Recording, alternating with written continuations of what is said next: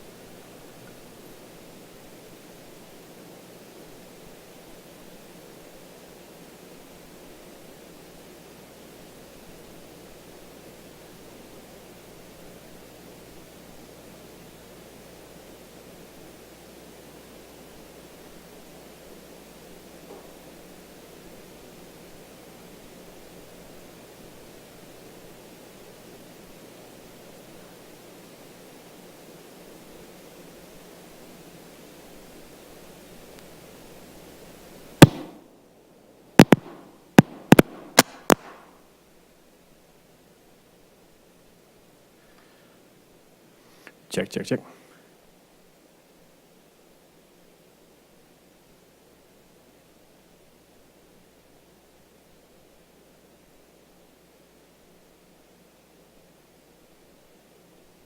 Should I start the Zoom yet, or still?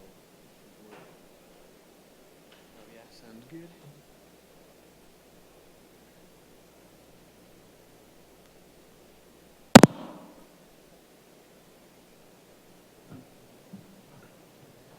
Check, check, check.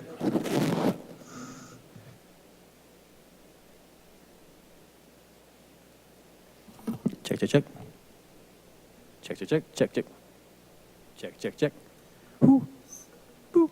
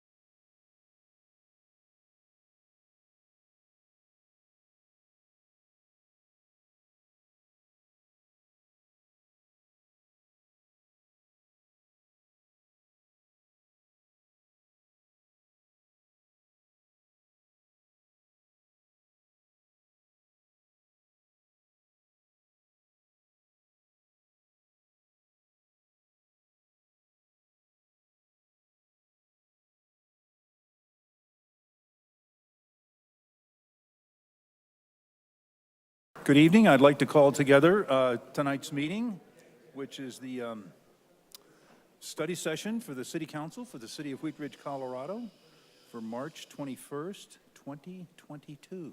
Thank you all for being here. We appreciate everyone joining us tonight. Let's see, we have, I believe, 2 absences from our council tonight. Let's see, Janice, Councilperson Hoppy and Councilperson Nosler-Beck are not going to be able to join us, but the rest of council is here. Thank you very much.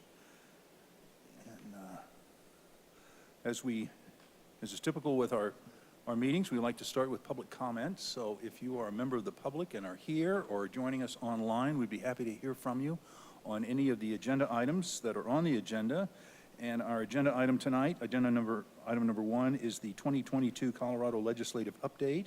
And item number 2 is our Police Department Telephone Reporting Unit. I don't have anybody signed up to speak on this in the public comment section, but I'm going to go to our clerk who's monitoring our online and see if we have anyone that has their hand raised. If you're online and would like to speak tonight, you may raise your hand in the virtual format, and we'll bring you into the meeting.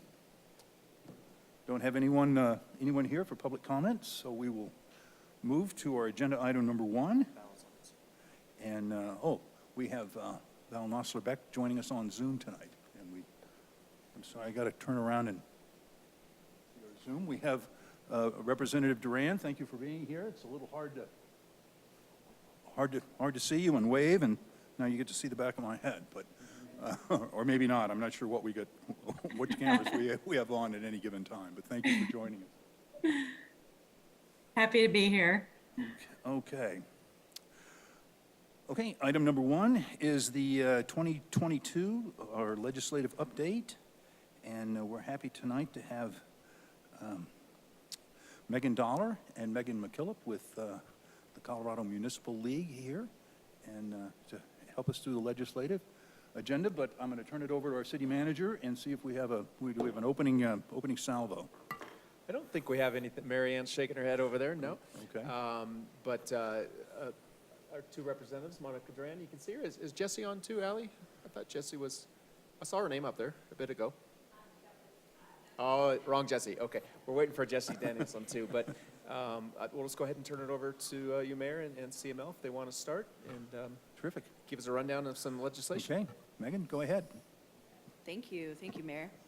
These are You the might, same. you probably need to pull that up a I was little like, these a are the little same closer. mics we use at the Yeah. Capitol. I should know better. Representative Duran, nice to see you via Zoom.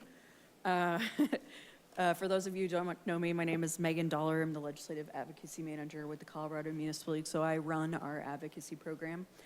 It is me and 3 other lobbyists. Megan McKillop was kind enough to join me today to talk about some specific legislation that you all wanted to hear, and I know just enough to be dangerous, so I made sure to have the expert here. I'm just going to do a quick overview on CML just quickly. We have 4 lobbyists in-house. We all cover different issue areas. I cover everything from housing to employment to criminal justice, policing specifically, and tax, land use, you name it. Megan covers sustainability, transportation, economic development, municipal courts. She's been kind enough to take that issue this year, as public safety as well. We have Heather Stauffer in our office who covers wildfires, CORA, open meetings, open records, I should say.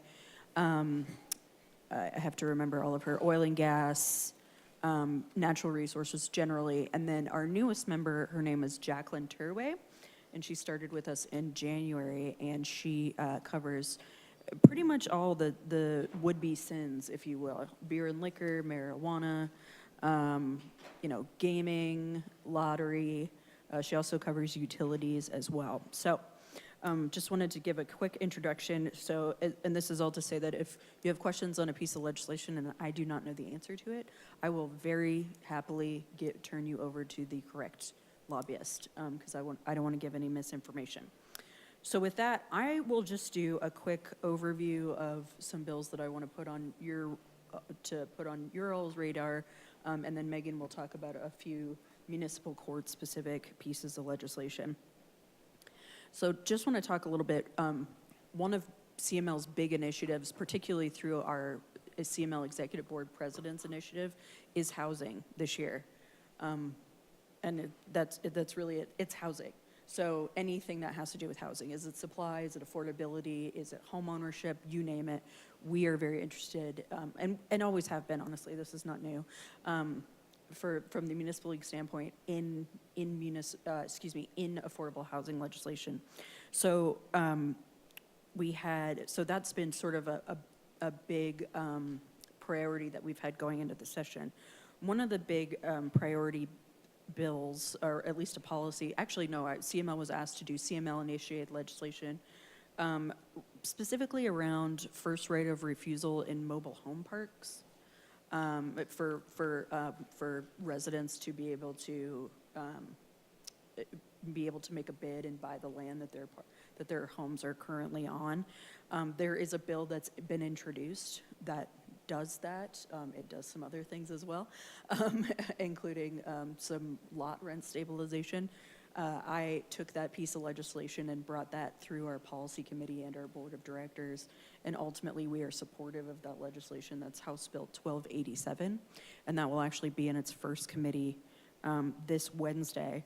I will be totally honest with you all, I don't know that CML necessarily has a position on the lot rent stabilization portion of the bill, but I do know that there has been unanimous support among our membership in creating a better mechanism for mobile home park residents to have an opportunity to purchase the land that their homes are located on, and so that's our main focus in that bill.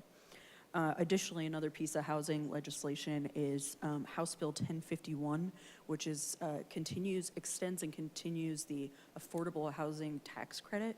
This is a really great program that currently operates through the Colorado Housing and Finance Authority, and has led to thousands of units across Colorado.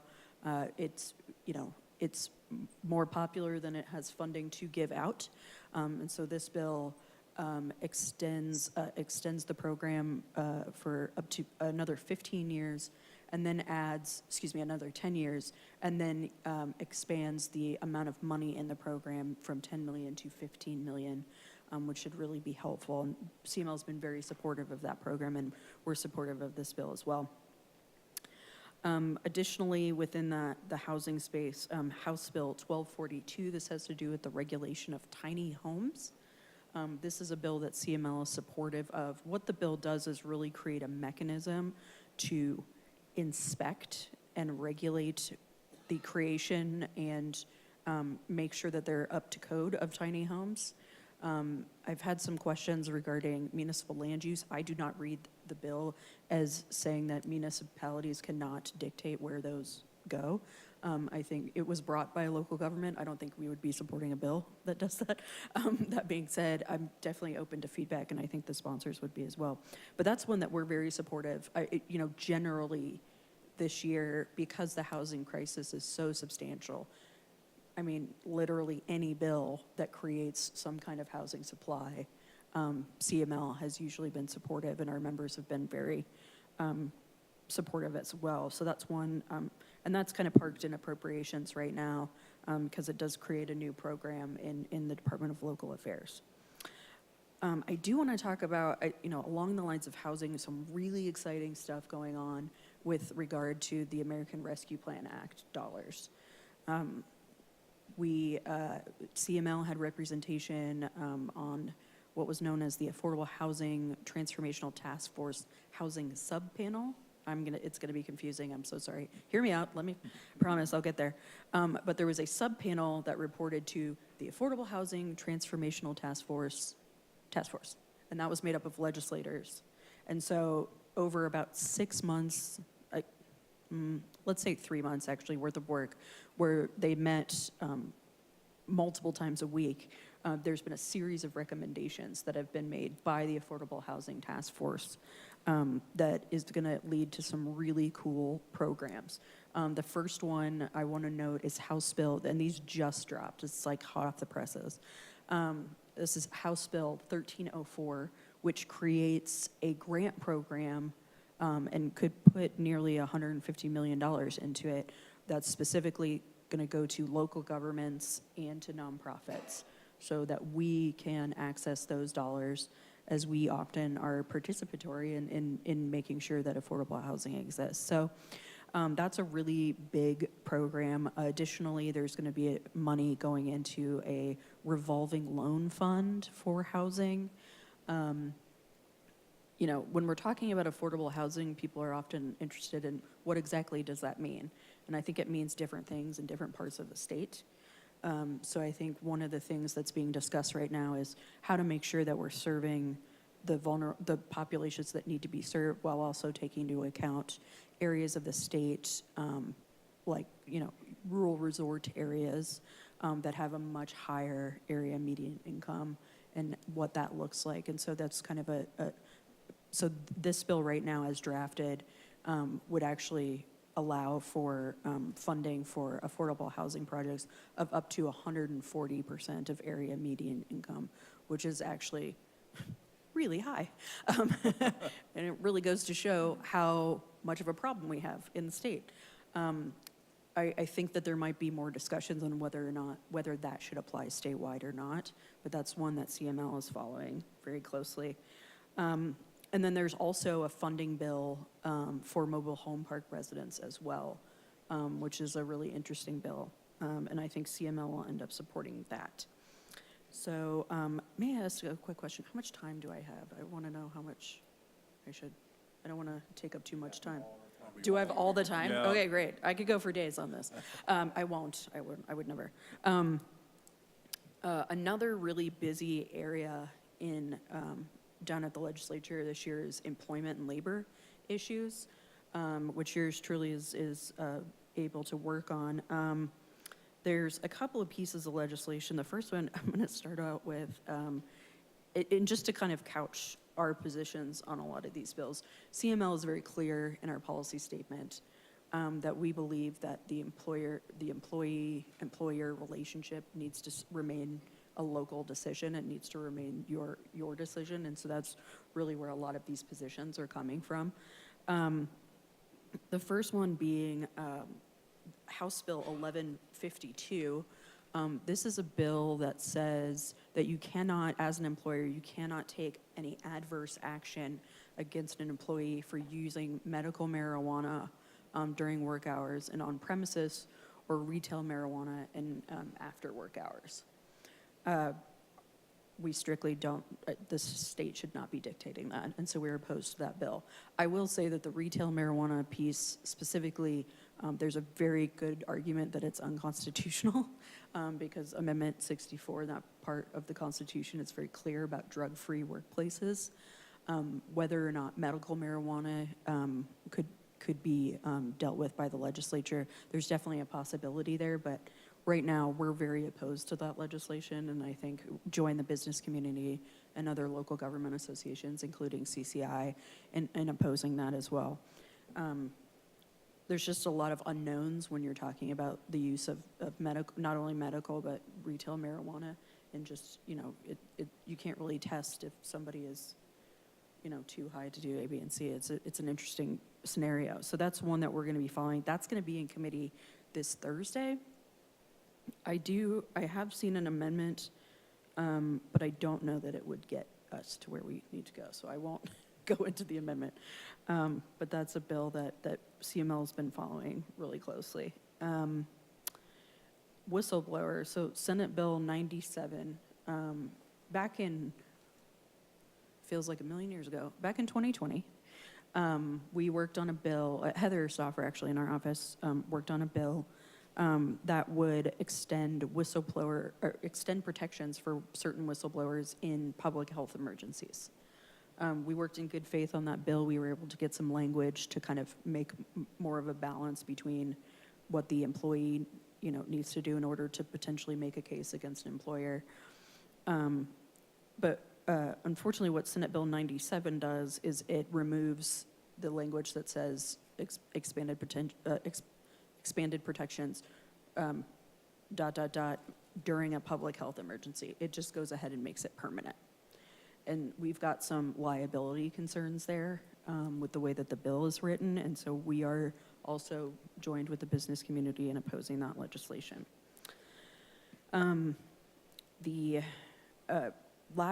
This is not an introduced bill yet, but it's one that has been discussed heavily this legislative session, even though it hasn't been introduced.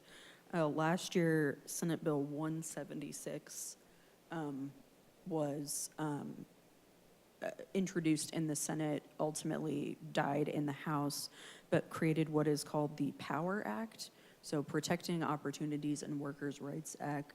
The goal is to create more opportunities for victims of sexual harassment, either in the courts or even within the Civil Rights Division, as well as discrimination. The way the bill was written is it was very confusing. It very much exposed municipalities as employers, and it also included, as introduced, independent contractors, which is a really huge concern for us as employers. We do, municipalities can use them on projects, but we're not necessarily, we don't control their behavior, right? And so there was some concern there. The bill did a lot of other things. I don't know if it's going to get introduced again this year since it did fail last year. I know that there are ongoing discussions between the opponents, which CML is a part of, with the proponents to try to see if there's some sort of compromise language that we can get there. I can tell you that both sides are pretty dug in at this point. So I don't know if that will come this year or not. Let me talk a little bit. I'm just going to put this on your radar. This will be Jacqueline's purview, behavioral health. So, not necessarily a municipal issue in the past. However, that's one that CML has begun, mental health, behavioral health, I know has been a huge concern for our elected officials and staff because, obviously it's affecting our communities directly. So we were involved with the with the behavioral health subpanel. It was set up similarly. And then subsequently, the Behavioral Health Transformational Task Force, they make it as hard as possible for me to say it, has made some recommendations, and those bills are starting to come out as well. There is going to be legislation that will allow for local governments to apply for funding for some of these behavioral health services. I know municipalities, some of them do, but not often. We do not kind of play on the public health side of things. However, I think given the need, we definitely have members that are interested in maybe setting up programs at their level. So I wanted to note that for you all. And that's something that we're going to watch as it moves through the process. On the public health side, CML does not. We are in a neutral position on this bill, but I do want to note it, which is House Bill 1064. So, as introduced, the bill banned all flavored tobacco products, known as the flavor ban bill. We have a lot of members that are very supportive of this, of this legislation. On the flip side, it would be a statewide ban. There would not be any local decision-making there. And it would affect some tax dollars that currently exist. Because there are kind of multiple parties on each side, ultimately our board said, you know what, why don't we sit this one out? And so we are neutral on it. I know the bill was amended in the Health and Human Services Committee the end of last week to allow for vape shops to still carry flavored tobacco. I think the idea being that since those shops are age restricted, that might make sense. I don't know that the bill sponsor is particularly enthusiastic about that amendment. And so I don't know if that's going to end up staying or if the bill, if they're going to just end up kind of, maybe postponing the bill indefinitely should they decide to. There is a lot of opposition to it. All right, let me talk a little bit open meetings, open records. Again, this is Heather Stauffer in our office. This is the issue area that she covers. We have been hearing for 6 months at this point, I think, that the Press Association is going to bring a bill regarding like rates, payment rates for records requests. What's the word? Fees. There it is. There it is. Fees for media regarding open records requests. We haven't seen language. We keep being told that we'll see language. We have not seen it. I think, so the press is concerned that municipalities charge them too much for open records requests. We've got very good information that actually says we charge them less than what we probably should be charging, given the amount of staff work. So there's a lot of discussion around that where we are potentially expecting a bill, but we have not seen a draft yet. Right now, in current statute, someone can get, I think somebody gets the first hour free for that. The press was potentially looking at maybe expanding that to 2 hours. Again, we need to see it in writing because it's just, sadly, we just can't take their word for it at this moment. So more to come on that, but that could end up being a pretty big deal depending on how they go about it, because open records fees are there for a reason. Okay, I will wrap up on, in order to give a smoother transition for Megan too, on criminal justice. We have not seen the barrage of policing bills that we have seen in the last couple of years. There is one bill out there, it's Senate Bill 23, that CML is opposed unless amended, but I think the bill has been amended decently. What the bill says is it basically puts guardrails on officers, or excuse me, agents during a custodial interrogation of a juvenile, puts guardrails on the ability of an officer to use deception, right, in order to get information out of a juvenile, no matter the crime. We took this through at CML based on all the policing legislation that has been happening the last 3 years. I put together a special committee on policing at CML to really talk about specifically these kinds of issues. And they felt like, well, it is a tool for law enforcement, and context matters a lot. So a blanket policy could be problematic, or a blanket prohibition on certain use of certain tools would be problematic. So we wanted to see that narrowed a little bit. What the bill looks like now is they've incorporated probably the biggest change, and one that I think has been part of the discussion, really, particularly coming from the line officers, is this subject of training. We've seen a lot of pieces of legislation over the past 3 years that have completely changed the way that officers operate. And they have not received as much training as I think they feel that they should be receiving. And so I know that line officers, particularly the Fraternal Order of Police, there's a lot more interest in, if you are going to change a policy, you need to connect training directly to it so officers actually know how to implement the law, right? For us as municipalities, that is, given the liability that we incur with the passage of 217, that's actually a really good thing for us as well, to make sure that our officers are implementing the law correctly. So that's one that I just wanted to flag for you all. And then finally, the last but certainly not least, last year that we had kind of two versions of a bill, Senate Bill 62, also known as the Jail Depopulation Bill, and then Senate Bill 273, which was, they changed the name a little bit, and it went to kind of pretrial actions. There was a lot of concern around both of those pieces of legislation.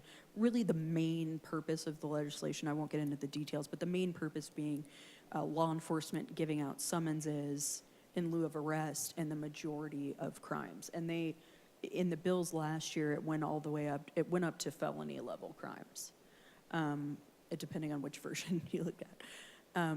there was a lot of concern about that. And so, ultimately, Senate Bill 273 did make it into the House, although it did ultimately fail in the Finance Committee. Those bill sponsors are still very interested in pursuing something this year. It's much more, based on drafts that I've seen, it's much more dialed back, which is good. I do think, based on feedback that I've received from the Colorado Association of Chiefs of Police, I think given, well, two things. So the fact that, I've seen numbers where it definitely suggests that crime rates are going up. And regardless, there's definitely a perception either way, right, of the public that crime rates are going up. And so this is one that I think is, from the Chiefs of Police perspective, is a very important issue to keep kind of saying no on, just given the timing right now. I think we've seen so many pieces of legislation over the past 3 years that have completely changed policing. Let us catch up with a lot of that before we continue to go down this road. And so I anticipate that would likely be CML's position on that, but I certainly would take that through the appropriate committees and through our board to make sure that we're making the right decision. I don't know that if that bill will get introduced or not. We're kind of getting on into the session, but certainly one to keep an eye out for should it be introduced. So with that, I will wrap up my comments and I will kick it over to Megan. Thank you. That was very thorough. I'm going to touch on 3 municipal court pieces of legislation that I've been working on. The first being House Bill 1067. This has a direct impact on municipal courts in that it requires a court to have a bail hearing for a person who's been detained within 48 hours. When the bill was introduced, that 48-hour clock was initiated once the person was detained, once the person arrived at the jail. And it had an effective date starting in October of this year. I was able to negotiate with the proponents, and we were able to kind of massage the language a little bit and clarify that the 48-hour clock doesn't begin until the court has been notified of a person being detained. And the effective date is in January of next year. So municipalities will be able to budget for this change. That is the idea. I also want to note that this bill was brought up this year because a bill passed last year, House Bill 1280, which had the same requirement in state and district court for people who've been detained. They have to have a bail hearing within that first 48 hours. With that bill came, funding for district attorneys to be able to follow through. There's a state magistrate who is able to have bond hearings for everyone in the state if a judicial district opts into that program. And there was funding for defense counsel to appear at these hearings. In this case, there's no funding attached to a municipal court to 1067. However, we were able to convince the sponsors of the bill that municipal courts are set up differently, and there's already a section of statute that was negotiated by Megan Dollar back in 17, which created certain specific requirements for municipal courts and hearings. So we were able to get them to put this 48-hour requirement in that section of statute to make it to apply to people being held on municipal offenses only. So if there's someone being held on a felony charge and a municipal charge, the clock for the municipal court doesn't start until that felony charge has been dispensed with and that hearing has been held. So I think that was a really an important point for CML and in partnership with the Colorado Municipal Judges Association as well. That bill has passed out of the House Judiciary Committee and is kind of parked in appropriations. I anticipate it being parked there for a little bit longer. There is an appropriation and kind of some clarifying language surrounding some of the funding mechanisms for district attorneys that was in the previous bill last session. I know that the municipal judges are working on language that would provide a grace period to municipal courts to be, with the recognition that municipal courts just operate differently than district courts. And it's been difficult to convince the sponsors and proponents of that concept. So I know that the municipal judges are working really hard on getting some language, some clarifying language about when 48 hours is applicable to make sure that municipal courts aren't unduly burdened by this law.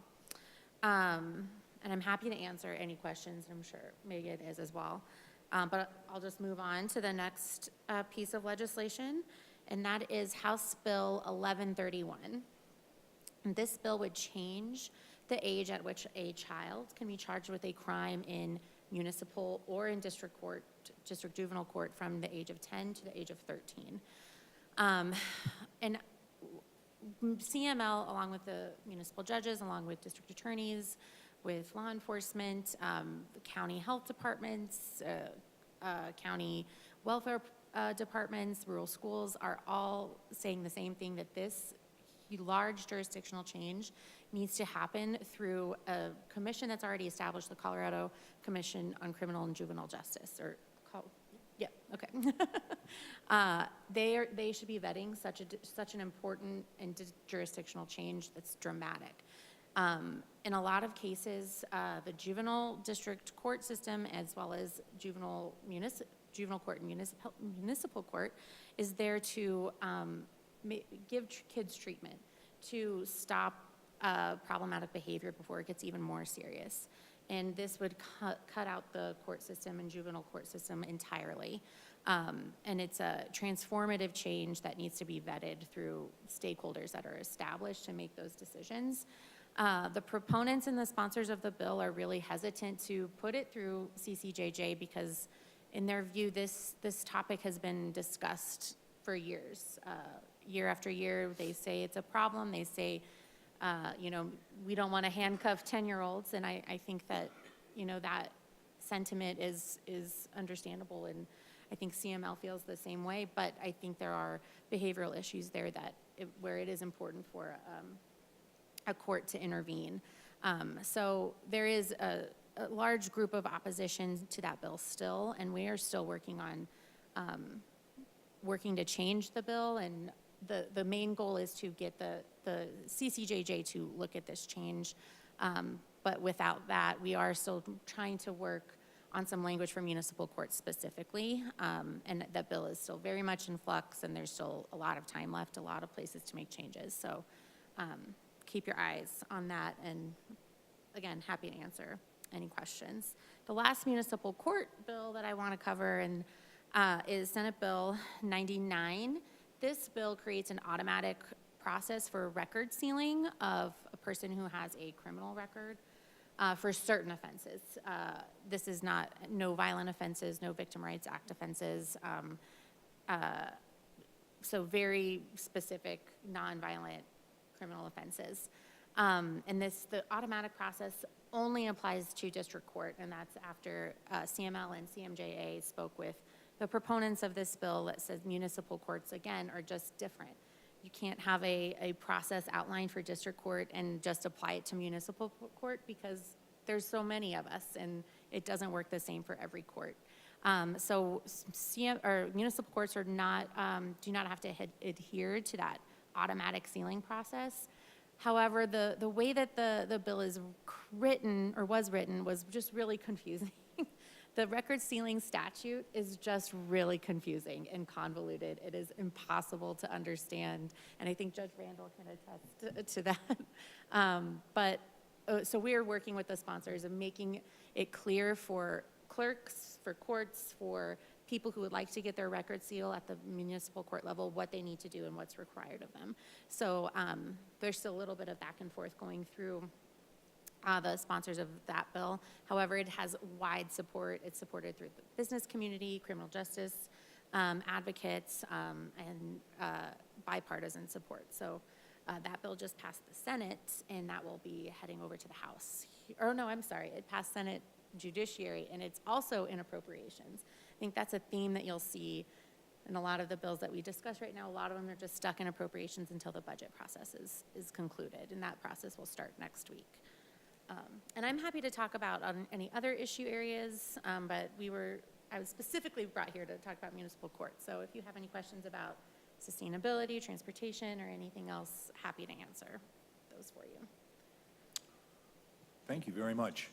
I think before we go to questions from the Megans, and if you don't mind if I use you in the plural, I'd like to turn the mic over to Representative Duran, who is with us today, and it's great to have you here. And I'm watching you on the little screen here, but Representative, if you have some remarks or some bills that you want to go, I'm going to yield the floor to you.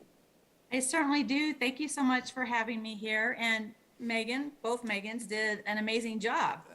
So I don't know what there's left for me to talk about. I'm just kidding. So far we've introduced about 504 bills, and we only have 8 weeks left. So when you think about it, we've got a lot of work to do. So we're really working hard. And I am pleased to announce that I am still the House Majority Co-Whip, which I really am excited to be and love that position. I serve on Business and Labor Committee and Appropriations. I also co-chair the Democratic Women's Caucus. Let me put my glasses on. It happens as we get a little older. I also co-chair the Children's Caucus. I am a tri-chair on the Colorado Vaccine Equity Task Force, and I am also on the Colorado Workforce Development Council and an appointee to the Cancer, Cardiovascular, and Pulmonary Disease Grant Program here in Colorado. So I'm just really excited to be doing the work I do, thanks to all of you who keep electing me as your state representative. So grateful to be there. And I'm just going to kind of highlight a few bills. You know, we have 5 bills that we can have in our top 5. And so far, only 3 of mine have been introduced. So still working through a lot of them, but one of them that will be introduced here the first week of April. We're still working with our county clerk and recorders. We've come to a really great place. We made about 30 different changes to the bill because of our clerk and recorder, and we just have a few more things we're gonna tweak, and that is House Bill 1273, which is the Protection for Election Workers bill. So what I'll just say to that is it's broken up into a couple parts.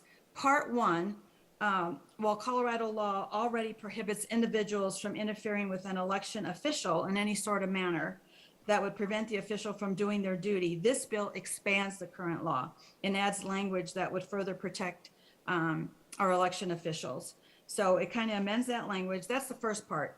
Part 2 provides election workers protection against doxing, which doxing is when a person knowingly makes available on the internet personal information about a person or their immediate family.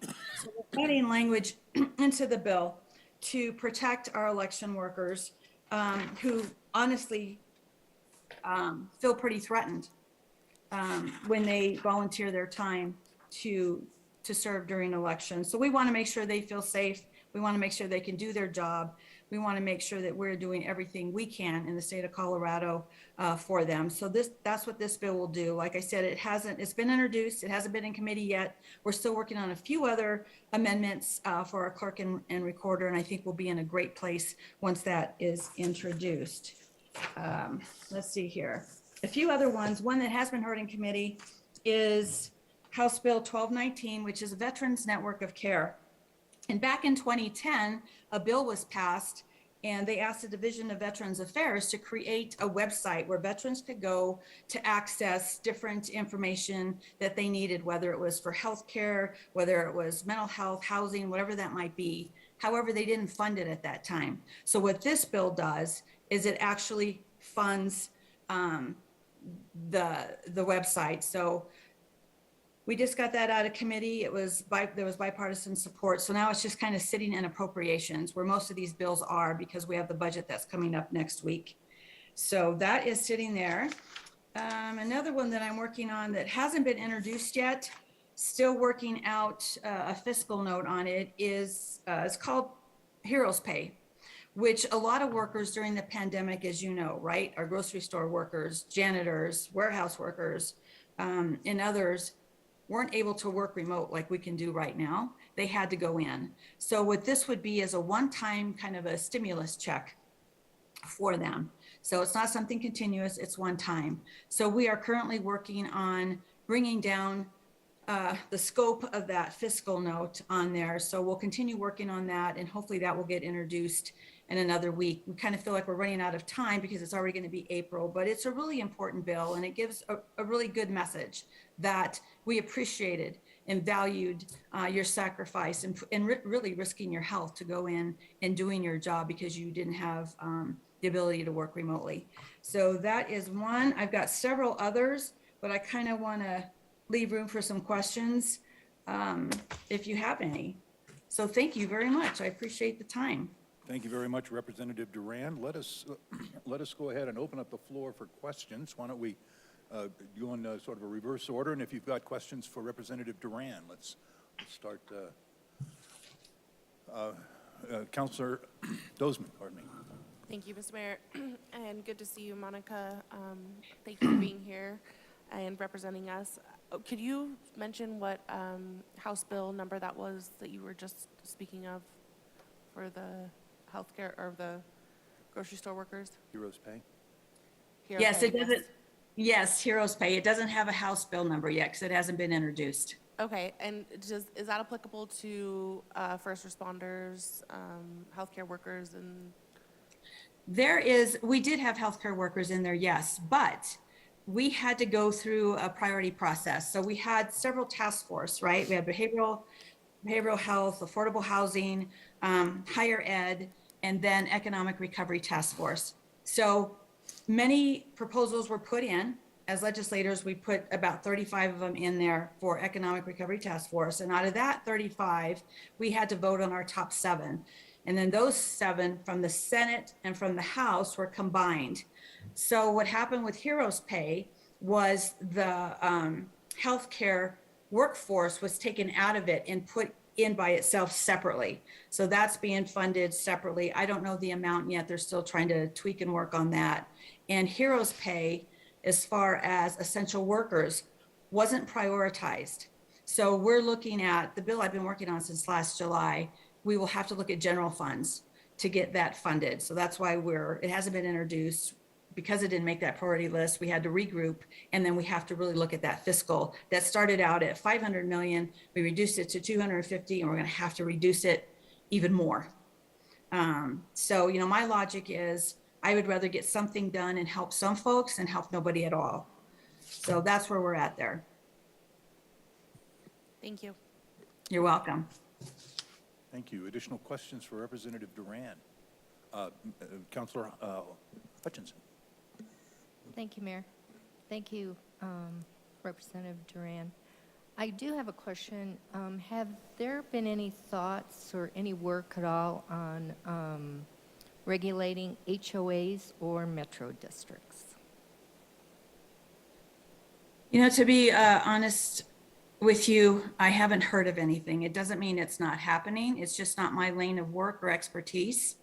But I know a few legislators that do focus on that, and I am happy to ask them for you. Or I can also send you an email and put you in contact with them. That might be a little easier. That'd be great because it does seem to be an issue. Okay. Thank you. Will do. You're welcome. I think Megan Dollar may have some information on that. Great, Megan. I got you, Representative. Yeah, and I tend to track the HOA bills for CML, that we don't end up taking positions on. There are about 3 or 4 different bills that have to do with HOAs. There's one, 1139, that has to do with HOA ability to regulate like rights of way.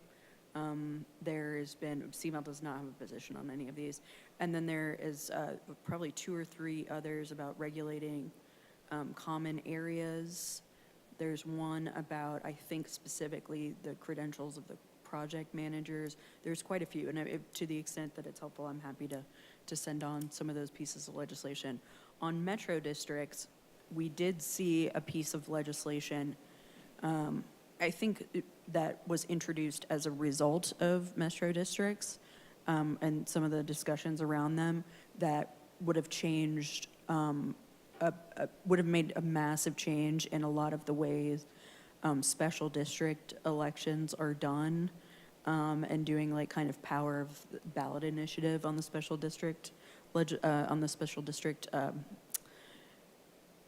level. There it is.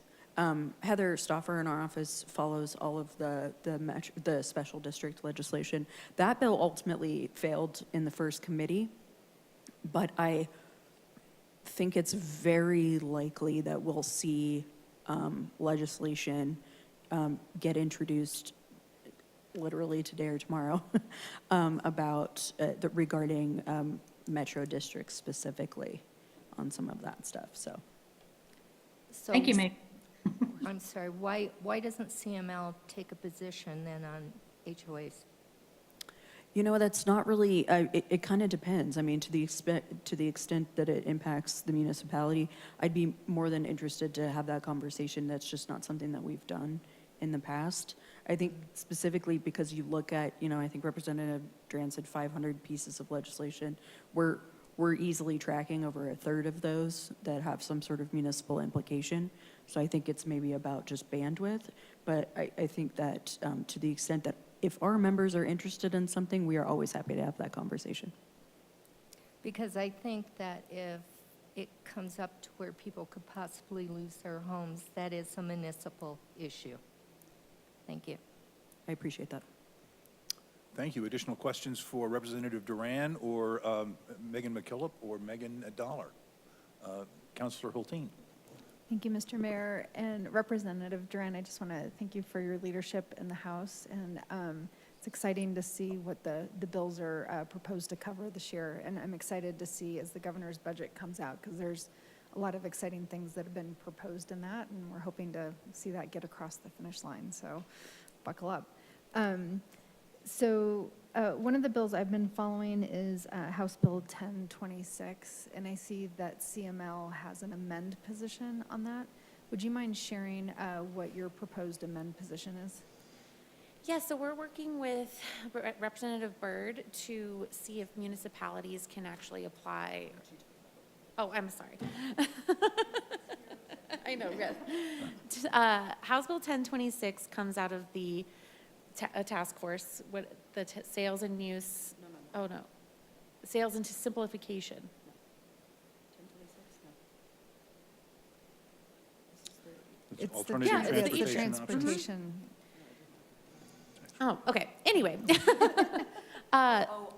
oversight committee. The Oversight Committee, yes. So House Bill 1026 is an incentivized program for employers to reduce vehicle miles traveled for employees getting to and from work.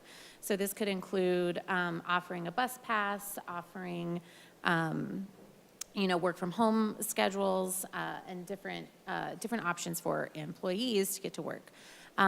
This bill is a tax incentive, and we are seeking an amendment that would allow municipalities, local governments and municipalities in particular, to benefit from that tax incentive. Currently, as it's written, only private employers and nonprofits are able to benefit from the incentive, and I think that it's reasonable for municipalities to also be able to benefit as well. And the sponsor was really amenable to that. Representative Byrd was very amenable, and she's going to work with us on putting that language in the bill. Great, that sounds like a great amendment. And I work on this a little bit in my day job as well. And I know one of the proposed amendments that's being looked at is doing some reporting requirements to see the impact of these type of TDM measures. And I think, given that Colorado just passed the greenhouse gas rule, and our where we live and in the metro area as well as the North Front Range is really held accountable for reducing greenhouse gas emissions. So I think everything we can do to, it's more fun to start with carrots. But if we're going to do carrots, I think there's a real value in making sure that that reporting data comes back so that we're doing the best use of our taxpayers' dollars to make sure that we're in compliance with our own goals. So I'm definitely excited about that. And I think that was the only question I had. Thank you for the thorough explanations of the bills that you guys are introducing and supporting. Thank you very much, and I'd like to welcome Senator Danielson with us. I see that she's shown up online. Senator, thank you so much for being here tonight. We appreciate the work that you do for us down at the Senate. Let me turn the microphone to you if you'd like to make some remarks or tell us about some of the legislation that you've got going on. Hi, everybody. Thanks so much for having me. It's great to see you, albeit remotely. But yes, I've come back from maternity leave. I think most of you know that I had a little baby in December, and kind of hit the ground running with 3 pieces of legislation that I've introduced to date. One is addressing the crisis of missing and murdered Indigenous relatives. Now, I'm sponsoring the bill with Representative Duran. So if she's already talked about it. I haven't. No. Okay. So I'm sponsoring the bill with Representative Duran and Representative Herod. And this is an issue affecting Indigenous people across the state and across the country. Unfortunately, Indigenous people experience this kind of violent crime at a much higher rate than any other group of people in the state. And so it's time for the state of Colorado to put some real take some real bold steps forward to address the crisis of missing and murdered Indigenous relatives. And so what we've done is create a new office with, building in coordination between state, local, and federal law enforcement agencies, a training component to make sure that law enforcement is aware of MMIR and kind of the uniqueness that is, that in the way that it impacts Indigenous communities. And also support for the families. This, as you can imagine, is a very painful experience when we have these kinds of violent crimes going unreported. And then, of course, they're not investigated and they're not solved. And so we're really doing a really substantial, robust approach to this problem. And I've been working with Representative Duran, but we've been working very closely with the Indigenous community, including both of the geographically based tribes in Colorado, the Ute Mountain Ute and the Southern Ute Indian Tribe. We've even been working with tribes outside of the state to gain their expertise and make sure that we're doing this in a way that benefits the community, that they've really been the ones crafting the legislation from the bottom up. And as a result, they're all in strong support of the measure. So I'm hoping that my colleagues in the Senate will be too, and that Governor Polis will come on as an enthusiastic supporter. The second one that I introduced is safe wildlife crossings for Colorado wildlife and motorists. Along the roadways across the state, wildlife wanders into our highways and roads across the state, and it causes expensive collisions for motorists at best, at worst fatal.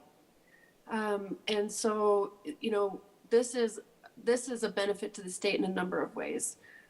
One, of course, you'll avoid these costly and dangerous, sometimes, like I said, even fatal accidents that are caused by wildlife wandering into the road. And 2, you protect that wildlife that would normally be, without the bill, will just be killed on the side of the road. And so folks that are interested in the part of our economy that's driven by sportsmen are really on board with the bill too, because they understand the benefit that it'll have for big game. So for a number of reasons, again, I'm hoping that we can see success with this bill. And the third bill that I introduced, I think a number of you know that since I got into the legislature 7 years ago, excuse me, I've worked with advocates across the state who want to see seniors able to live with dignity and independence and safety here in Colorado. And so I'm continuing that work to combat neglect and abuse in the assisted living facilities that unfortunately we see is a little bit too common across Colorado. So I've introduced a bill that is called Increased Safety in Assisted Living Facilities. And so there again, we've taken a number of precautions that should help reduce the instances of abuse and neglect. and hopefully, raise the bar a bit and make sure that folks who are caring for our elders, our loved ones, our family members, our friends and neighbors are doing so in a safe way that preserves their safety and their dignity. And those are the first 3 bills that I've introduced this year. So I'm really excited to get started there. And there will be a number of other bills that I'm introducing in the coming weeks. But I'll stop there and see if folks have questions. Thank you very much, Senator Danielson, and congratulations on your new baby. Thank you. We have Councilor Nosler Beck has her hand up. She's joining us remote tonight. Councilor. Thanks so much. Can you hear me? We can hear you. Someone can give me a thumbs up. Thanks so much. First, thanks, Senator Danielson, for joining us, and congratulations on your new little one. And Representative Duran, we've all been just holding you really close to our hearts with everything that you've been through. So we're all with you. Wheat Ridge loves you. So thanks, and thanks for being here tonight, and for all of your leadership to both of you during really challenging times. So we're just so appreciative of all your work. And Senator Danielson, I wasn't aware of that MMIR bill that you were just talking about, but if there's anything that we can do to be helpful, the city of Wheat Ridge is working on some land acknowledgement work and really digging deep into our past to see how we can be really considerate moving forward as we work with both indigenous lands and indigenous people from the area. So we would love to see if there's anything that we can do to help in that space. And then now that this question was going to be for Representative Duran, but now that Senator Danielson, you're here too, just there's a lot moving with the housing conversation in the legislature, and in Wheat Ridge we've been talking a lot about what is AMI and where what is affordable and attainable housing. And if either of you ever need stories or people to testify or speak to what AMI looks like, and what that type of to help build that story a little bit in the housing space, we've been talking a lot about it, and we want people who live and work in Wheat Ridge to be able to stay here. And the housing prices and housing attainability are just skyrocketing. And I know there's lots of work going on in the state legislature right now. And so just, you don't have to look much further than this council right here. We're having a lot of conversations about that. So please let us know if we can help in telling that story. Great. Can I just hop in really quick? Val, thank you so much. Thanks everybody for your sentiment on my loss. I really appreciate that. And all your kind messages and cards that I got. Thank you so much. And Val, that's so great for you to share because, out of the Affordable Housing Task Force, those bills haven't been introduced yet, but they're coming. They're going to be considered late bills, but just kind of keep tracking those because they can always use, real life stories of how it's impacting our communities in testimony. So it's really great to know. And if I hear of some or in some need, I know. Now I know I can reach out to you. Thank you. Thanks so much. Any additional questions from council? I had a couple here, maybe for Megan Dollar. You had 2 on your tracker dealing with sales taxes. One of them was HB 1024, sales and use tax exemptions for municipal public schools. Yes, I should have mentioned that one. Thank you. Yes, so House Bill 1024 is it's being brought by several legislators. It was a House bill. It's since passed the House and is now into the Senate, and it's on second reading in the Senate. What the bill does is says it attempts and purports to extend the state sales and use tax exemption on public school projects to home rule municipalities. We are opposed to that legislation. We actually don't have very many municipalities that utilize this tax. In fact, I can probably count them on one hand. That being said, CML is extremely concerned about the precedent that could be sent with the passage of this bill, particularly in the context of home rule and taxing authority generally. Certainly, sales tax is our #1 revenue source, and we don't want to see anything that may negatively affect it. We have certainly made our case, the home rule case and the constitutional case, throughout the process, and we will continue to do that in the Senate. Thank you. And I had another one, SB 32. I know a lot of our local businesses talk about simplification sales tax, and we've been working on this for a number of years. They do, absolutely. And this is one, that was a bill, I serve on the interim sales and use sales and use tax task force, along with other municipal representatives from different cities, different sized cities, in addition to members of the business community, and then there are 4 legislators that serve on it.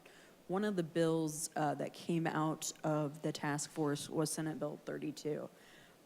This is a bill, and thank you for asking about this, Mayor, I appreciate it. This was a bill that took several months to work on. Again, we're very stingy about our tax, right? And it's very important to us. What this bill does, the business community wanted to see some simplification, particularly for remote sellers, for sellers that were operating outside of jurisdictional boundaries, but maybe delivering packages or something into there, or just personally delivering packages. There was some concern, I get it, of, an individual having to get, 100 some odd licenses in order to operate sales tax or business licenses, depending on which municipality you talk to. They are called different things. But there was some concern about that. The business community said, well, why don't we just get rid of business licensing? Well, no. What we did do, though, is we worked with the business community as well as Representative Kipp from Fort Collins and then Senator Jeff Bridges out of Greenwood Village to create a new process at the state level, which really allows a business to apply for said license, and then that license is immediately sent to the municipality. So we still retain all of the powers around the business licenses, but they just can go to one place in order to do it. I recognize it's a complicated system. I think this bill was a good it was a good compromise in that we still retained quite a bit of authority in terms of licensing, but it did create kind of a one-stop shop for the business community. And frankly, I think to the extent that municipalities may see additional tax revenue as a result, could certainly be a net positive for municipalities as well, or at least that's the hope. Thank you. And I believe, to jump on that, Allie, this is the number you gave me a few days ago, right? We saw about 26,000 in the first quarter. Yeah. For a remote? Yeah, from a remote. So all new revenues that we've never, we made sure it wasn't existing businesses that's using the online system or the state system, but they're all new. So okay. So we've seen a jump. Yeah. And the local municipality will still have the ability to license local businesses and collect that business license fee? So you'll be able to get a license fee if there is physical presence in there.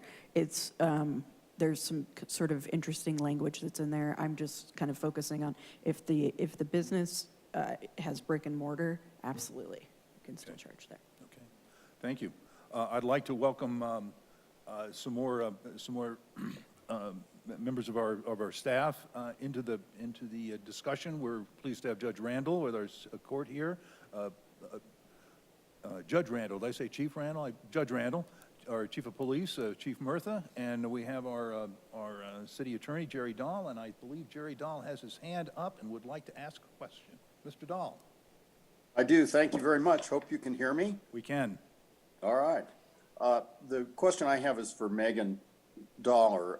It's on House Bill 1242, the bill that regulates the manufacture and licensing installation of tiny homes. Mm-hmm. I had a conversation today with Ken Johnstone, Megan, the city's planning director. And as you know, the bill is a support bill by CML. So CML is supporting the bill, but it raised some questions for us because it sets up, of course, a state level system for licensing the manufacturers and licensing the installation, inspecting the installation of tiny homes, which is good. The city of Wheat Ridge is considering and will in the next few months consider regulations for accessory dwelling units, and tiny homes may well qualify under that heading. So this is important to the city in terms of how it is able to govern the placement of those homes. And the question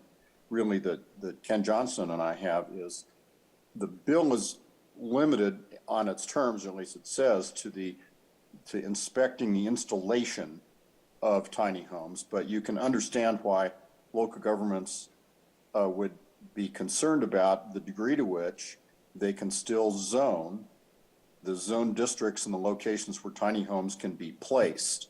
And the bill doesn't amend the county and municipal statutes that address the placement of, for example, manufactured homes. But it does, in some of its declarations, say that the idea is to treat tiny homes similar to manufactured homes. And as you well know, the statutes are very clear in saying that local governments have to allow manufactured homes in all zone districts where they allow regular traditional stick-built homes. So you can see the question coming, which is the potential preemptive effect of 1242, even though it does not amend those statutes that provide what amounts to a protection for manufactured homes, and that's a battle fought back in the 90s, and that's fine. But the issue is going to be questions about whether a state system that governs the installation of tiny homes somehow preempts, by implication or otherwise, the city's ability to say, in these zone districts, yes, and these zone districts, no. And sometimes when CML supports a bill like that, it asks for language that addresses that and says, this bill in no way preempts local zoning authority, for example. But that's the concern that Ken and I have, and I'd be curious what the league's process in achieving support and whether that issue was raised, and you're confident in the protection for local zoning authority. It's going to come up in the city of Wheat Ridge in the next few months. Thank you, Jerry. I appreciate that. I think, I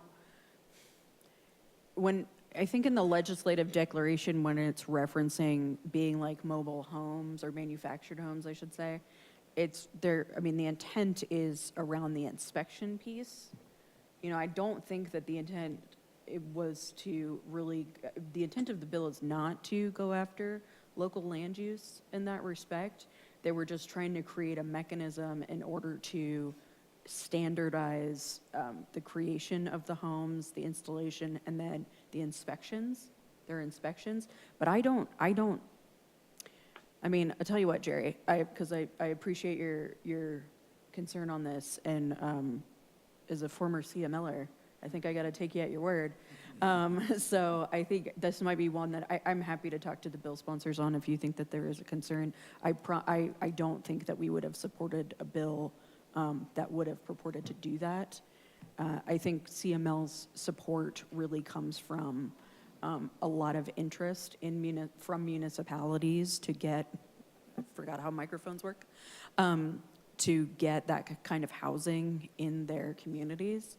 And so in the event that this is helpful and streamlining some of those regulations are helpful, that would be, kind of our end game and our reason for support. But if additional language needs to be in there, that's okay. I just didn't read it as having any impact on our local land use. But you are much smarter on this issue than I am, of course. Well, you're kind to say so. I appreciate it. It's the kind of regulatory structure that can lead to problems on the ground. Someone installs a tiny home and says, look, I placed this, I've got my state permit. Now I realize that the bill allows local governments to qualify for, they've got to go through a process with the state to qualify to be the licensing authority for installation of tiny homes locally. All other installations, you know, are completely local, aren't they? Under the local building code, et cetera. And so this does take that out of the realm unless you're going to qualify yourself. So it's a little bit of a hurdle. And I'll stop torturing you in a minute. But the concern I have with the bill that moves the review of an installation of a tiny home to the state level in any municipality is that the person acquires that permission, installs it, and when the local zoning authority says, well, wait a minute, this is in zone districts XYZ, tiny homes are not permitted. That person's been given the understanding that, gosh, I got my permit, especially in jurisdictions with small regulatory staffs. Now, Wheat Ridge is fortunate. It's got a good planning and building staff, but I can see the potential for the home showing up. It's been permitted. The installation's been reviewed by the appropriate state installation person, and they're in place. And it's a nasty shock when they are told that local zoning doesn't permit it. I appreciate your willingness to extend the conversation. I'll certainly make myself available to whomever at the league is working on the bill to kind of vet the language if there is some that we would like to propose. Absolutely, and I'm actually working on the bill, Jerry. So if you wouldn't mind, maybe sending some language, and then I'll have a follow-up conversation. I think given that we supported, that should help our conversation as well. I appreciate that very much. Thanks, Megan. Thank you. Chief Murtha. Is this working? The light says the light doesn't work. It sounds like it is. Sounds good. Thank you, Mr. Mayor, Council, Representative Duran, Senator Danielson. Thank you for taking some time out tonight to talk to us about some of these important legislative issues that are coming in front of us. I would suggest in my other job, I am a board member for CACP, the Colorado Association of Chiefs of Police, and the chair, the Metro Chiefs of Police. And I wanted to thank you on behalf of all the membership who have reached out to me and said that they believe this year has been a much more thoughtful year as opposed to a reactionary year. We feel like the work that's being done is being done more in collaboration with more input from law enforcement, and so I wanted to take a second to thank you for that.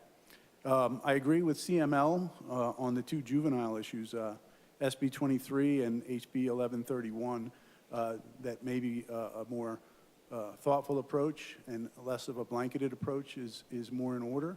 I think that's the sentiment across the board. We worry about taking a one-size-fits-all approach to those. What I really wanted to talk about was one specific bill. Today I had the privilege and honor to meet with Attorney General Merrick Garland with 5 other chiefs, and we talked about 2 things. We talked about handgun crimes, and we talked about fentanyl. I want to talk about handgun crimes. HB 1257, possession of a weapon by a prohibited offender, has a bill introduced this year which would change persons who are able to access a weapon. This bill, if passed, would allow felony drug distribution, people convicted of that crime, to obtain a weapon. It would allow folks who are convicted of motor vehicle theft to obtain a weapon. In my conversations with General Garland, we talked about basically about the ongoing violence, the spike in violence in Colorado. We've seen a 20% increase in violent crime, and a lot of that around handguns. These are just 2 examples of crimes for which somebody could have been convicted, which will still lead to them possessing a firearm. Our officers come up against way too many felons, way too many criminals who are in possession of firearms now. We see an inordinate amount of officer-involved shootings. We think that's a bad thing. We know that's a bad thing. And I'd ask you to look at this again. Under this current bill, the only people prohibited from owning or carrying a weapon would be people who are convicted under VRA. We think that the current bill or the current statute is where we want to be. There's also a provision in there to allow folks who are convicted under certain crimes to obtain a weapon. I'm not sure what the goal or the intention is, but it's our belief, it's my belief that folks who demonstrated disregard for the law shouldn't be in possession of a weapon, and my officers shouldn't have to come against them and deal with them in circumstances that put their lives in jeopardy. So I wanted to make a strong case that you asked to look at 1257 and that you look at that closely for what it will mean for folks on the street and for the citizens of this community. I also just want to close out, because I didn't want to overwhelm you with a lot of these bills and ordinances, to say that the first responders here, law enforcement officers, are heroes as well, Mr. Duran. We may not be counted in the dollars, but these men and women who showed up every single day during COVID, we acknowledge them here internally. We have tremendous support, but they are also heroes in my book every day. So thank you for your time. Thank you for what you're doing, and I appreciate the thoughtfulness of your approach this year. It seems much more thoughtful than reactionary. So thank you, and I'll answer any questions if you have them for me. Thank you, Chief Murtha, and I see that Representative Duran has her hand up. Thank you so much, Mayor, and thank you so much for those comments. You know, we heard you. We heard you last session before, how you felt your voice wasn't heard. You didn't have a seat at that table. So we heard you. We are trying to be more thoughtful. I appreciate you kind of flagging House Bill 1257. Do you have, I think last time you kind of sent me a layout or proposal or just thoughts of why you were concerned about this bill. Do you have those put together where you could just send me an email on those? I absolutely can, and I guess the one thing I would say about this is we find such a nexus between drugs and guns. I can send you some information on that, but certainly felony drug distribution, those folks are protecting a valuable commodity to them, and they often carry weapons. We find them in possessions of weapons, and that's something that's gravely concerning to us. But I will certainly send you more information and more statistics to help you navigate that if that works. Yeah, that's really helpful. And as you probably know, the work I do around domestic violence and the bill we passed last year, 1255, to make sure that if an abuser is convicted, right, of domestic violence, that he cannot access or has to relinquish his firearms, because we all know, you know, it's about saving lives. So those issues are really important to me, making sure that we're not putting, you know, firearms in the hands that they don't need to be. So yes, if you could send that to me, that's going to be helpful as I'm having conversations with my colleagues. And you are right, you are heroes and you are valued and respected in our community. So just wanted to acknowledge that too. We know that. Thank you very much. Appreciate it. Thank you. Judge Randall.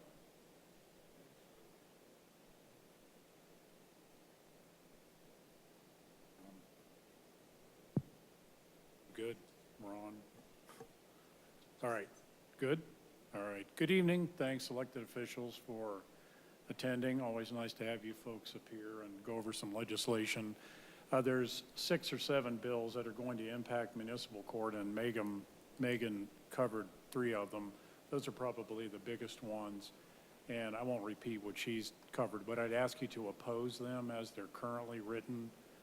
If they're amended, I think they'd be satisfactory to the municipal judges, but as written, they've got some issues. And Megan mentioned what people are calling the prompt bond hearing, or the 48-hour bill. Some additional issues with it are that what we'd like to see added are to make sure that the sheriffs make people available to us. I think we're okay with seeing prisoners quickly. We currently see prisoners quickly, but this would add a weekend component. We currently don't see detainees on a weekend. This would add that. The problem is that it needs funding. There's no funding for a municipal court. Sometimes we can't see people due to various reasons, and it wouldn't be on the hook where the court blamed when we can't see a detainee quickly. So those amendments would help the bill. And then as to the bill having to do with not issuing summonses or taking 10, 11, and 12-year-olds into custody, I would ask you to oppose that. The reason being that municipal court is sort of the entry level, the intercept. It's the beginning level, the court for juveniles to be written into to receive treatment, rehabilitation, and hopefully deterrence for future criminal activity. That bill would take that away. We wouldn't be seeing juveniles written into municipal court at that age group. And then as to Senate Bill 2299, that is the sealing. We currently do seal. There are sealing statutes that provide for sealing dismissed cases and municipal court cases. But this particular bill is difficult to read, hard to understand, contradictory, lengthy. And I've written a draft, a suggested draft that I'm willing to provide. And you can take a look at that. I think it's cleaner, easier for courts to handle, court administrators to deal with, and for defendants to understand. And finally, with a lot of the legislation, especially the sealing, I think the sealing bill, I think sometimes victims are being forgotten in some of our legislation, so please focus on their piece of this. They suffer hardship, and a lot of times the legislation seems to not take into account their part of this. But any questions? I don't have a question, but a comment, and I'll reach out to Megan to kind of get me some information. I know we went through a lot of bills today, and I've got a stack of them here that all of you were kind enough to email me about, but I'll get with her to get some more information. Thank you. Thank you. Is there any good robust discussion tonight? Are there any more questions or items that discussed before we thank all of our guests and move to another topic? Well, I don't hear any. I want to say thank you so much to Senator Danielson and Representative Duran for joining us. We really appreciate you being here. Thank you to all of our, to Megan Dollar and Megan McKillop for being here with CML and the work that CML does for us. We appreciate that. And it's been a robust discussion, a lot going on in the legislature. We appreciate the work of our legislators downtown to keep us out of trouble and not get us into more trouble. So thank you very much for all you do, and we'll conclude this item. Great. Thank you for the opportunity. Thank you very much. Bye-bye. Thank you, everybody. Have a great night. Thanks so much. Cute sound. Thanks.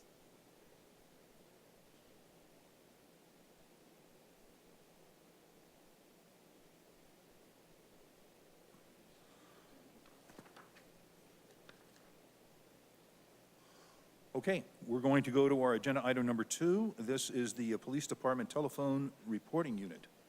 And I see the chief going to another chair, and I'll turn it over to City Manager Goff. That's the hot chair, I guess, the hot seat. I feel like I couldn't see everybody, or they couldn't see me, and Okay. I know it's hard to look at me, but you're going to have to for a minute.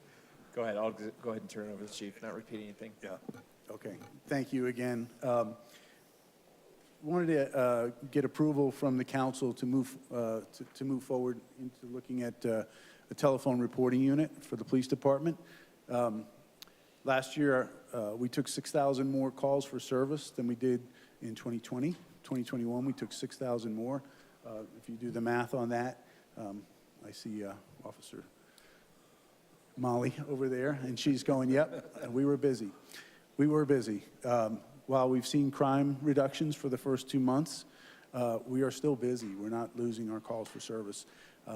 This is a critical moment, I think, in policing for us. We are believing we're coming out of the pandemic. We're believing that we can do more with our relationship-based policing philosophy. We're believing we can do more to provide better service to our community. And we think this is a critical part of that. tonight, Commander Hunt will talk a little bit about what this proposal is, but what we want to do is start off with staffing basically our day and into the evening shifts with qualified professionals who can take calls for service, provide expedited service for those folks who might have a very low-level crime. We have folks who report crimes from work who want to just get it done, and that will leave our officers more time to connect with the community while they're out there on calls for service. Right now, it's very difficult to carve out more time, but we see this as a path forward for the police department and an opportunity for us to do that. So to give you the, sort of the ins and outs of what this is, I'll let Commander Hunt sort of briefly go over that, but we're prepared to answer questions, and we look forward to your questions at the end. Lucas. So before I begin, there's a couple terms I'll refer to. One is it's a TRU, which is our telephone reporting unit. And the individuals that work in that are, are teleserve officers. So if I use those, you kind of know what I'm speaking about. So in 2020, we began to look at ways with the onset of COVID of taking a look at how we can impact positively our responses to calls for service and reduce the stress and the amount of calls that our officers are taking on the street. So in doing that, we took a look at things that we were doing in the police department. Historically, we have used our alternative duty, our light duty officers to fill in our teleserve positions. So in taking a look at that, we went ahead and tried to do a proactive approach to staffing that position 7 days a week from 7 a.m. till 5 p.m. Using our temporary people that are on alternative duty. Unfortunately, that's been intermittent, so sometimes that we haven't been able to do that. Didn't really give us a good measure, but in taking a look at the staffing that we had during those times, and in particular in 2021, our true unit took over 2,000 calls for service, which represented about 10% of our calls for service and patrol. When you take a look at that, it's about 14% of our citizen-initiated calls for service. And when you compare that to one of our officers on the street, that's about two to 1 calls. So our typical officer in a day will take anywhere between 2 to 4 calls, and our true unit, our teleserve officers, will take up to eight calls for service in a day. So it can at times be 3 times the calls that our patrol officers in the field will take. And that's represented because of the response times of driving to the calls, the delays that they may have by traffic or being diverted to another calls. So the calls that they take are really our non-emergency, non-violent crimes. So they will take our calls for service that are not in progress. So in looking at that, we talked about the officers responding to victims. Although they may respond, we give the victims the option of taking the calls or calling in or having an officer come out. So even though we staff it, we try and do it 7 days a week, we still give the citizens the opportunity to request an officer that comes out. So when we look at that and we go, okay, what is the savings for the city of Wheat Ridge and the police department in particular, and looking at similar positions throughout Colorado? The average salary is about $42,000 to $60,000 annually. Using the city's pay scale, which would be in the area of that 50, would if we staffed it with a civilian position, we could save on average between $44,000 to $60,000 annually. The cost for this city in staffing 2 positions 7 days a week from that 7 a.m. till 5 p.m. With salary and benefits would be about $117,000.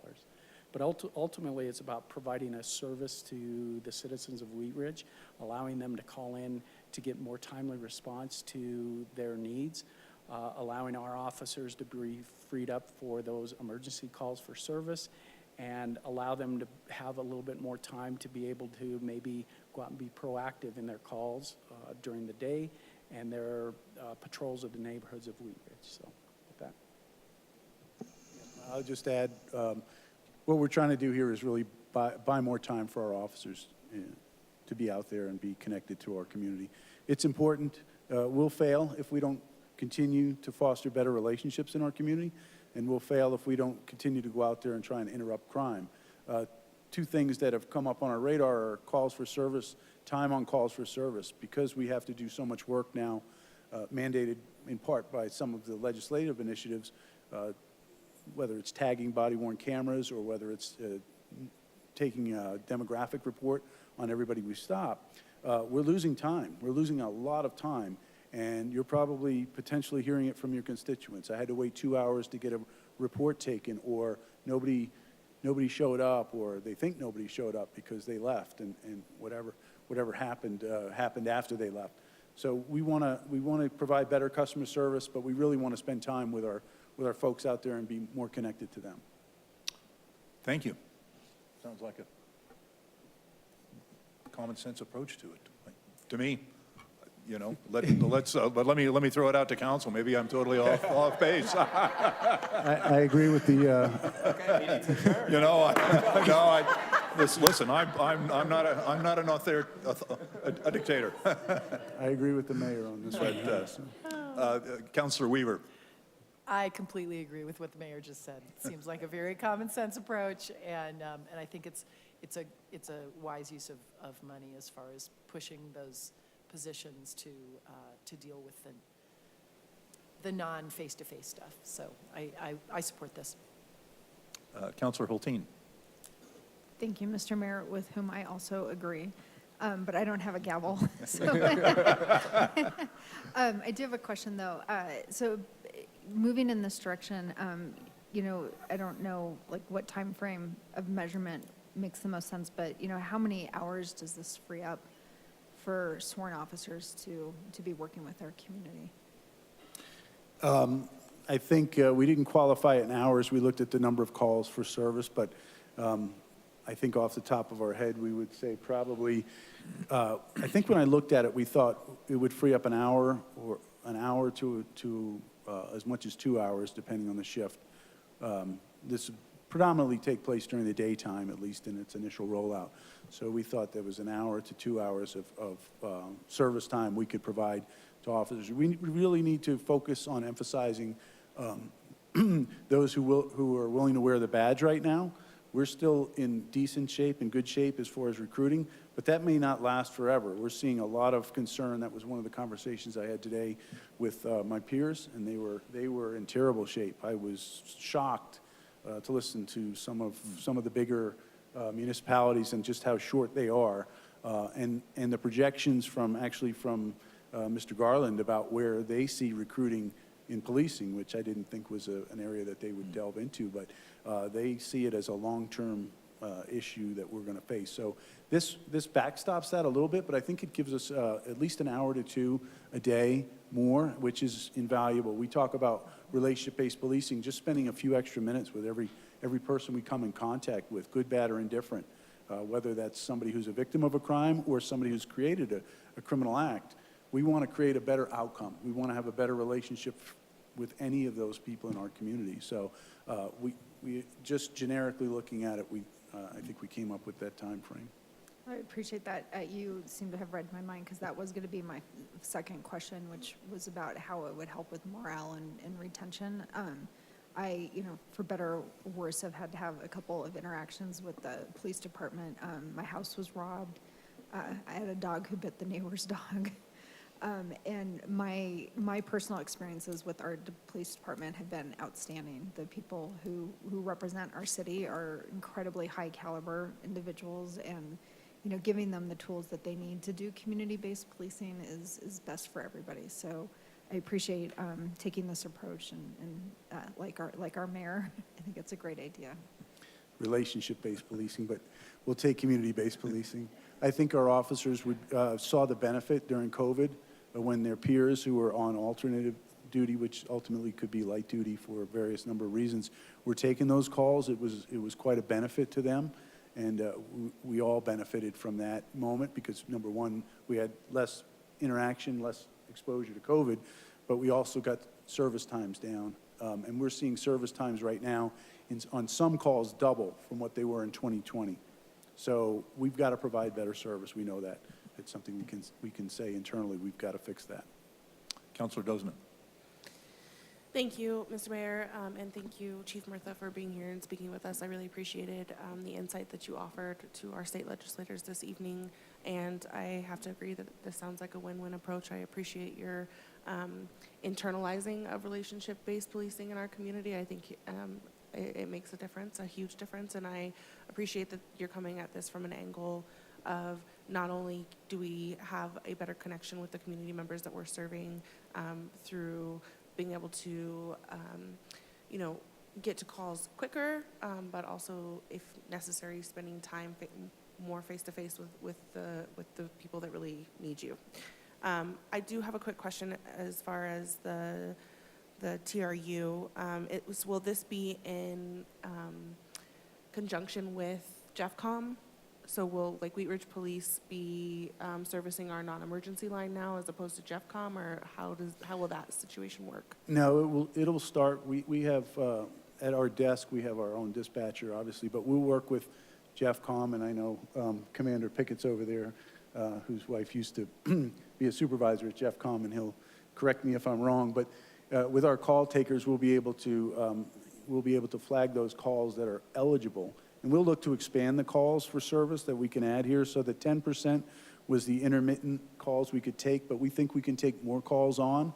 Where, in other words, if we received a call from JEFCOM that said there was an incident and we needed to collect evidence, that evidence doesn't dictate that an officer has to go out there and do the whole report.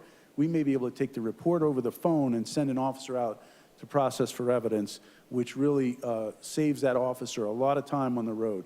So I think we can divert those calls, John, is that correct, right?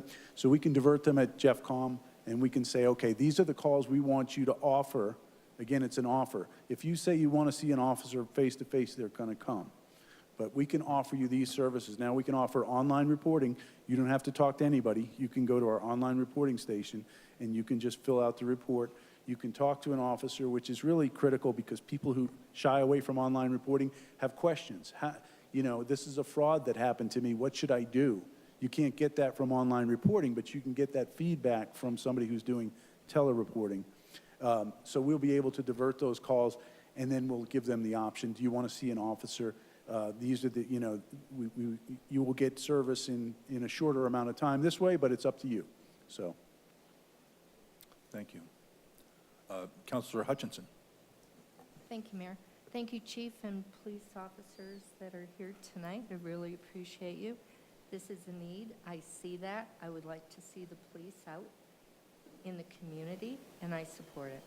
Thank you. Mr. Stites. Thank you, Mr. Mayor, and thank you, Chief. And this is a great plan. My only question is, will the general citizen, when they go through this, will this have an effect longer term down the road? Will they need to speak with the police more because they didn't have an officer take the report or anything like that when it goes to court or anything like that? I know Commander Hunt's looked at a lot of telephone reporting. As a matter of fact, at his old agency, he had it. We don't see that as a need. Obviously, our cases go to our detective bureau after they're taken. Any criminal act is going to go through our investigations. So they're all going to be screened anyway, and that interaction is generally where that takes place. So they may receive a call back to say, hey, we have questions about the case you filed, but that would be a normal occurrence anyway. I don't think that would be out of line. So we don't see that being another obstacle that we've added because we provide this service. Okay, great. Thank you. I definitely support this. Chief, does it not seem to be logical that if you have dedicated personnel that are trained in telephone protocol, if you will, to get the information, to transmit it to the questioning party, that it wouldn't be more efficient just along the way? And you might do a better job rather than taking an officer who maybe just come from out of duty and got some things rolling in his mind, and somebody, here, take this phone call. Yeah, I think those folks, that's a good point, Mr. Mayor. Those folks will get in the rhythm, and they'll get accustomed to how we often have officers at different levels of experience in patrol, but what we're looking for here is, what we're hoping for is to see maybe some retired folks who are looking now at, hey, the financial situation has changed, and I did police work for 20 years, and I know how these cases work. And they'll ask intuitive questions that I don't know that a first-year officer would ask, and they'll also know where to go, and they'll also know the life experience that comes along with being somebody who's been around for a while. In other words, boy, if that fraud occurred, you're going to want to call your Equifax, and you're going to want to let them know to put a watch on there or whatever. So we think there could be other benefits that we'd like to see out of this. We're not going to hold this position just to be a report taker. They're going to provide other assistance that you might not. I think our officers are excellent. I think we've got officers who do that now. But I think once these folks are trained and up and running, they're going to be able to offer assistance that not all of our officers are capable of capturing right now. Great. Councilor Ohm. Thank you, Mayor. Thank you, Chief. I have one question. So for, if someone wanted to upload video or photos, can they do that online as well? Chief? So the process how the True Desk works and teleserve, what they'll do, they have our computer-aided dispatch there. So when the call comes in from JEFCOM, they'll evaluate it, whether it's something that should go out on the road or that they can take. And they work in concert with our officers really on a daily basis, our detectives. If they think that a piece of evidence needs to be collected by an officer, they'll send an officer out to take it. We now have Axon Citizen. If it's something where they can send out a link to the citizen that can just download it and it'll come directly through our body-worn camera system, then they can do that as well. So it really is dependent on whatever evidence or whatever information that person may want to do. And sometimes they may get halfway through the conversation and decide that an officer needs to go out. So they'll go ahead and initiate the original report, and the officer will go out, take more information, and do a supplement. So to answer your question, it really is an understanding of how the investigation works and who would best serve the community by either doing it in person, doing it through a link, or just doing it over the telephone. Yeah, the short answer is we do have the software to do that with our Axon link. And if the reporting person says you've got a picture or you've got a video from your Ring camera and that's all we got, here's the link if that's easier for you to upload it to our evidence collection. So. Terrific. Any additional discussion on this? I think we have consensus on council to move this forward. Thank you, Mr. Mayor. Thank you very much. Great presentation, Commander Hunt. We appreciate you being here tonight, and Chief, always. Good to see you here. That concludes the two business items we had on our agenda tonight. We will now go to staff reports. Mr. Goff. Yeah, a couple quick things, and just to add to this last subject, the good news is our ARPA dollars, ARPA funding, one component of the guidance we received from the U.S. Treasury is that for the reduction of crime and violence, you can use the ARPA dollars. And so through 2026, we can actually allocate a portion of our ARPA funding that we receive towards this program. So more good news on that. I did want to respond to you all about the 9 News story that I'm not sure if you all saw it. Wednesday evening, I believe, about the city's hotel ordinance. Unfortunately, the news always likes to have a little slant on their stories, and it was disappointing, I think, in the slant they took. I believe you all know in the courage you took to draft the ordinance that the intent is not to put anybody out on the street. And that, unfortunately, I think that was the slant of the story. We're on it. We had a meeting today with a large group of staff.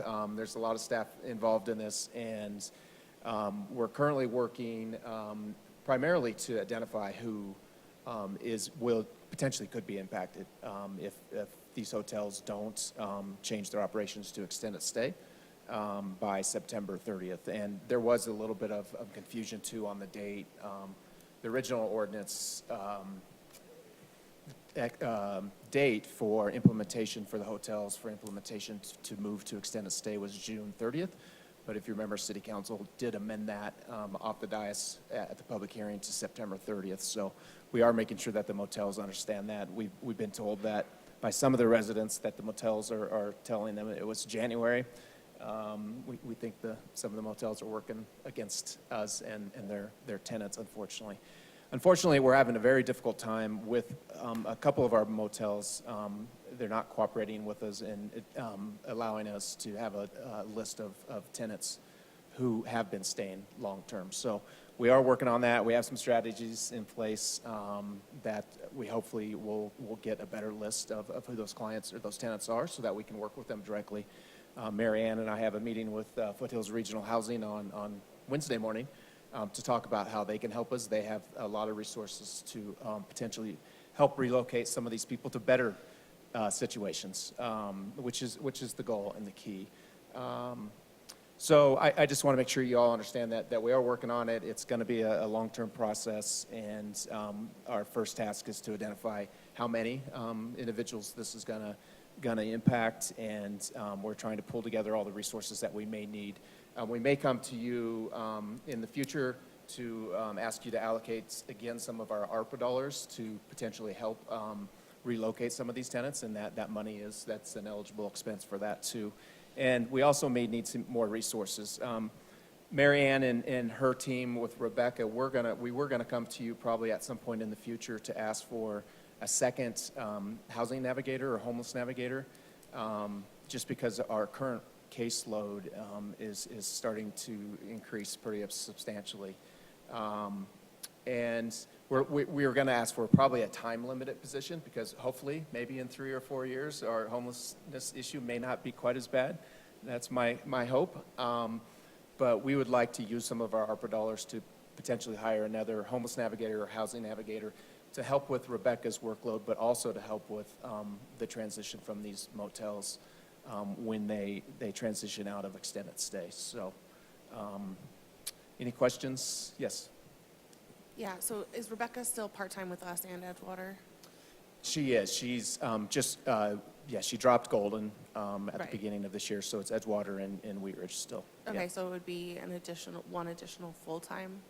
We would like to do full-time. Her caseload is that high, and I think we're going to need a full-time person to help us with this transition with these motels. And again, we think the position could be a 2 to 3 year term, and once we get to a level where our caseload hopefully is down, the position could go away. Okay, thank you. Thank you for the update. I really appreciate that. Councilor Stites. Thank you for the update. I know you don't have an idea, like, exactly, but do you know how many people might be affected by this? Yeah, good question. We talked about that today, and you know, our officers have been out there almost daily and are meeting with the motel owners, and a lot of the owners are out of state. And one of the officers that was on the call today guessed that at least one motel, it's probably 25% of the motel is extended stay, and there's probably like 100 units in that motel, and we probably have at least three of the motels that are probably the same. So depending on how many people, if they're single or families or double up, you know, we're kind of estimating that we might be dealing with 100 people. That's a huge, big guess right now, so I wouldn't use that number when you're talking to people, but that's the problem. We just don't know, and we need to know. We want to know because we want to help these people. I'm sorry, my mic's not on. We really want to help these people, and we can't if we don't know who they are, and we don't know their demographics.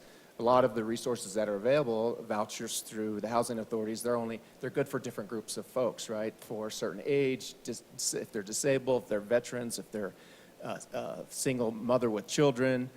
So we need to find out who these people are so we can tie them to those resources that can get them, again, into better. The whole goal is to get them into better housing. What they're in today is just not. Councilor Holteen. Thank you, Mr. Mayor, and Patrick, thank you for the update. Given kind of the magnitude of what this is looking like, what would be the timing if council decided to extend that date by 90 days to allow for, given that we're resource limited in terms of our homelessness navigator and the housing options available? I mean, if we're looking at that many people. To extend the September 30th Yeah. deadline? Yeah, I mean, I think I think maybe, you know, I'm hoping we can make great progress before then, but maybe we come back to you in a few months and say, and ask that question at that time if we need to extend it. You know, I think we need to give these motels a hard date, otherwise they're not going to do anything. And I think I'd rather honestly wait and see how much progress we make in a few months. What do you, any comments from the gallery over here? And we could come back to you, but I'll let the chief respond. At the risk of talking too much again, I will say we've run up against it, but we have some strategies that I think are going to allow us to get a better count. So right now we're guessing, but we have a pretty good plan on how we'll get an accurate count. We'll communicate that with Patrick, and you know, once we get that, we can see the magnitude of this and how much work it's going to take. But we just are really throwing darts at a board right now, and we're banging our heads with the management teams that are in place in some of these hotels. So. Well, if you can keep us appraised of the situation, I agree. I mean, I don't want to, I mean, hard dates are important. And, you know, we, as a policy setting body, you know, decided that we want people living in our city to live in a standard of housing. But as you guys get the numbers, if it looks like it's not something that we can address, and if 90 days makes a difference, I'd rather, you know, we're taking the well-being of those residents. So, so yeah, keep us updated on what those numbers look like and what the strategy looks like. I will say, just to echo Mr. Goff's sentiment, for the first part of the of this ordinance around crime reduction with the hard date, they've been very much more aggressive about trying to figure out how to deal with that. So I think that having a hard date has helped us as a police department make progress. And if we acquiesce this early in the process, they won't try. It's just the managers who are there now are not that invested in the property, and the owners are just out of touch, in my opinion, with the property. So we really, it would behoove us to do that this early, in my opinion. Councilor Dozeman? Thank you, Mr. Mayor. I agree with you, Chief Murtha, and I think that working with a hard deadline would probably be better in the long run, especially if the hotels and motels are indicating that they should have been out by now. So we're working against that perception as well in the community, and so I'd rather you come back with numbers after you kind of calculate what it is that you need and any additional resources to get this taken care of as quickly as possible. Thank you. Thank you. Mr. Goff, we had talked about at one time in our Homeless and Navigator program about a housing navigator. Yeah. Is this I can't recall where we left that conversation, but. Yeah, and that's what I was mentioning earlier, and there, Mary Ann mentioned to me this morning that the name is, I think it's starting to change in the industry a little bit from Homeless Navigator to Housing Navigator, so it has a different connotation to it, right?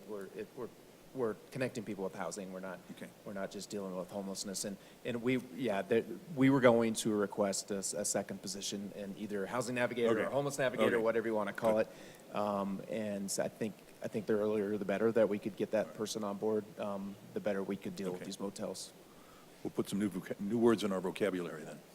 Okay, sounds good. Any further discussion? Is that your report? That's it, Chief. Anything? Okay. Or anybody else? Jim? Okay.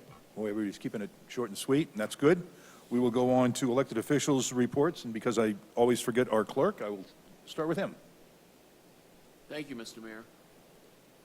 I just wanted to announce that we still have 3 open board and commission seats. In District 1, we need a Liquor Authority board member, since Mr. DiTullio had resigned to join the Planning Commission. We have a Parks and Recreation slot open in District 4, and we have at-large positions open across the city in the Board of Adjustments. As you all know, the application form is online, and your point of contact is Stephanie Pomponio or myself. So let's recruit, please. Thank you, Mr. Mayor. Okay, thank you. I will go to council. Raise your hand, please. Councilor Hulteen. Thank you, Mr. Mayor. I am still recovering from our whirlwind trip to Washington, D.C. last week. for the National League of Cities Conference. I was really proud to be there with my co-counselor, Scott Ohm, and city staffers, Patrick Goff and Ali Sheck. It was just an incredible conference. We were addressed by the President of the United States. It was the largest crowd he's addressed since he was elected president, and it's an honor to be in the room with the President of the United States. That was kind of cool. But more than that, it's great. We got to meet with both of our senators as well as Representative Perlmutter, and basically we begged for money for the second phase of Wadsworth. But more than that, we made the case for why that second phase should be funded. And Perlmutter, looked at our faces, and the first thing he said was Wadsworth.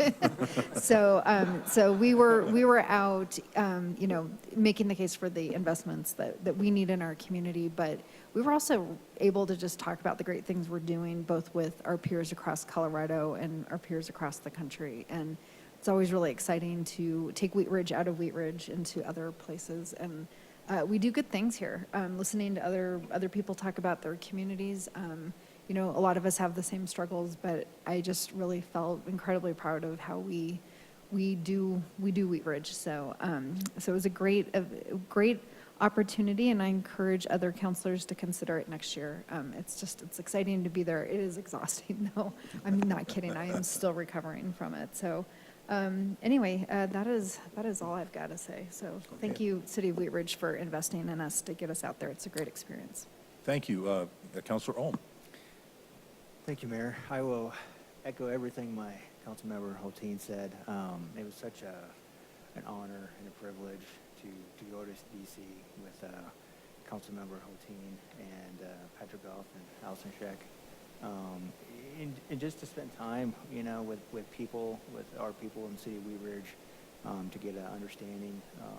When I was out there, Allie was, here's some, incredible brochures that we can pass out to people to really promote the city of Wheat Ridge.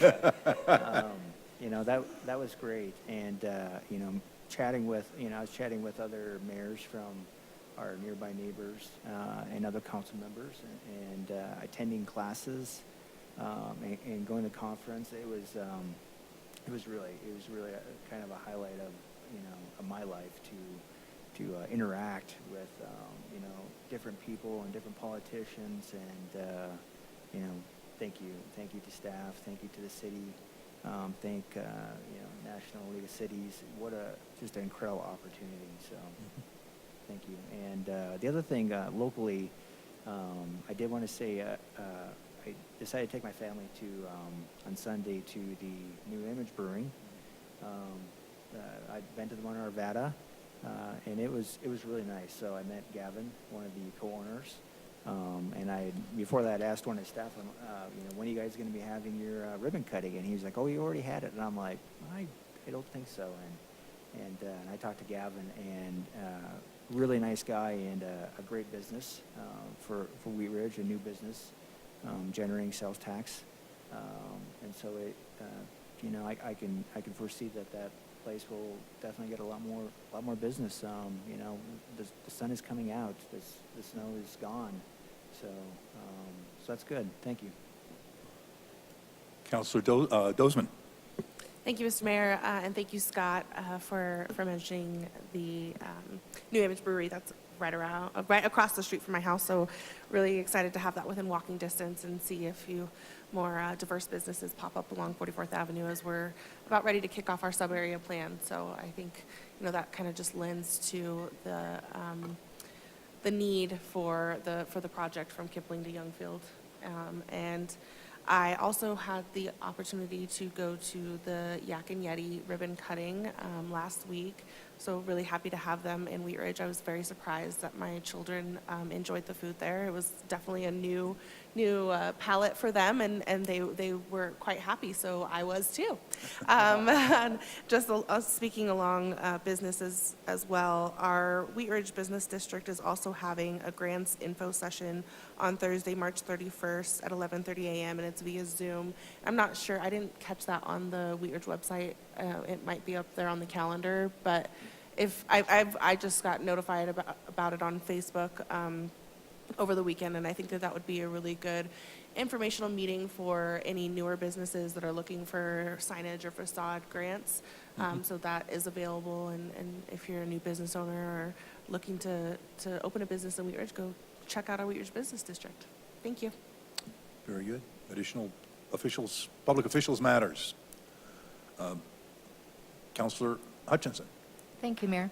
I just want to state that I received an email, and also it went to several other people regarding the music event from last weekend, okay? And I know we passed the noise ordinance. It's going on a year, like in May. And I'm wondering if maybe there can be like another update about what that all means and things. I live 5 blocks south of 38th and then 9 streets east of where this music was going on. And I could hear it. And even in my house with the windows closed, the vibrations, I mean, it was like, what's going on? And so already, you know, we're getting into the warmer weather. So with the special permits, is that there's no restriction as far as how far the music can go, or, you know, when it's acoustics or something like that? Because that's pretty far, you know, really. And when we're already starting to get some concerns about not being able to be out in their yard or whatever, and it's just kind of too loud. Special permits are different than just the regular, like, one-night kind of things as far as measuring decibels. Is that right, or what? Yes, for this situation that you're speaking of, this business, they don't have the special permit to do more than, if you remember, our ordinance allows businesses to do up to 8 outdoor amplified sound events a year. If they want to do more, they have to go through a special permit process and do a neighborhood meeting. This business is under the 8 maximum a year. They have not applied for a special permit to do more than that. I anticipate that, you know, this was St. Patrick's Day weekend. This is a Irish bar, and I anticipate that this won't happen continuously at this location. I can't guarantee that. There are restrictions under our ordinance that they have to meet. They have to stay under a decibel limit, and they did violate that. The police department was there and told them they had to turn the music down.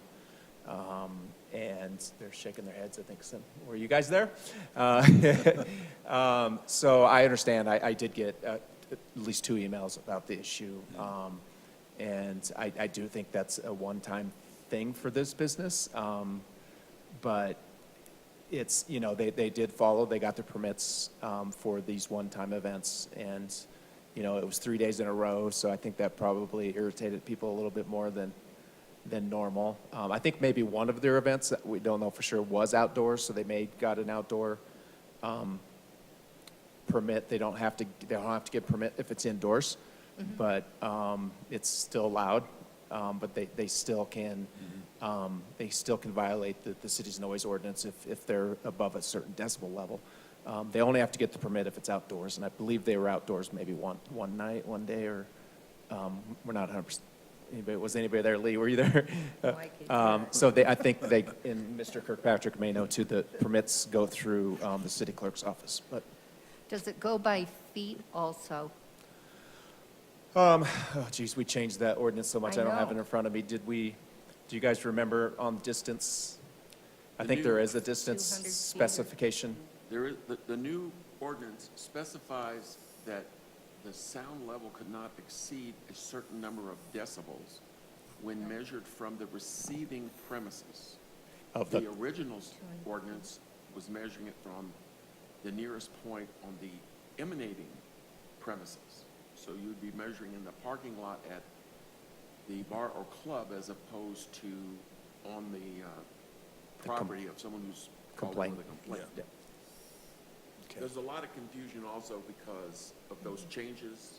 I spoke to the business owner to which we're referring, and he was confused because the ordinance says one thing in the old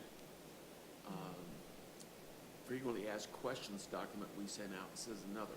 And as far as I know, we have updated the FAQs, but he still got the original old one. So that's another issue we need to deal with. Thank you. Yeah. That's why I'm thinking that maybe if this could be put out again, it's going on a year, right? And in the connections or whatever, so that We might want to do people some more could read publicity that. around that issue. Right. Okay. Thank you. Yeah, I think it'd be fair to maybe communicate to the community again about the noise ordinance, and maybe get another FAQ out.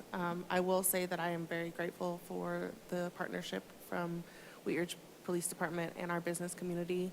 I saw them on premise over the weekend, and it makes me feel a lot more safe and secure in our community that you understand that this was an event and that this has been an annual event, and you care enough to be there and make sure that all of our residents are being safe. So I do appreciate that, and I think maybe some broader communication as we're entering into the summer might be a decent idea. Thank you. Councilor Holting. Can I just add to that? It would also be really great if some of that FAQ went out through our business association and chamber and encourage them to communicate with their members as well. Yeah, we can make that. Yeah, get a packet to them and ask them to share it out. Thank you.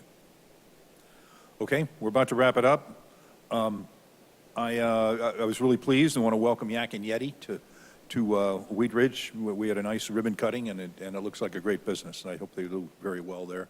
We had a second Saturday with the mayor at Vinola's restaurant. We had a great turnout and a lot of great discussion. That the hour that I'm there just flew by. So we spent another half an hour, 45 minutes talking after the event. I was really pleased today to have an opportunity to be with Representative Perlmutter and Director Liu from CDOT, Commissioner Dalkemper, and Councilor Ohm. We're at a ribbon cutting, or actually a kickoff for the 32nd Avenue and I-70 bridge. So that's underway. We got a great some great publicity out of that. I want to thank staff and for putting all that together. And I'm not sure who brought the tent, but it was certainly well worth having it out there. And we needed it, but it's great to kick that project off, and we've got more bridges coming in Wheat Ridge and I-70, Harlan and Ward Road, and more down the way. So I think we'll have more safer and better thoroughfares for our citizens to drive, walk, and drive their bicycles and other multimodal conveyances. So great to be there. If there's no more business to come before our study session, we will be here next week at council meeting. So it's 7 o'clock on the 28th. So if there's no more business, we will stand adjourned. Thank you all.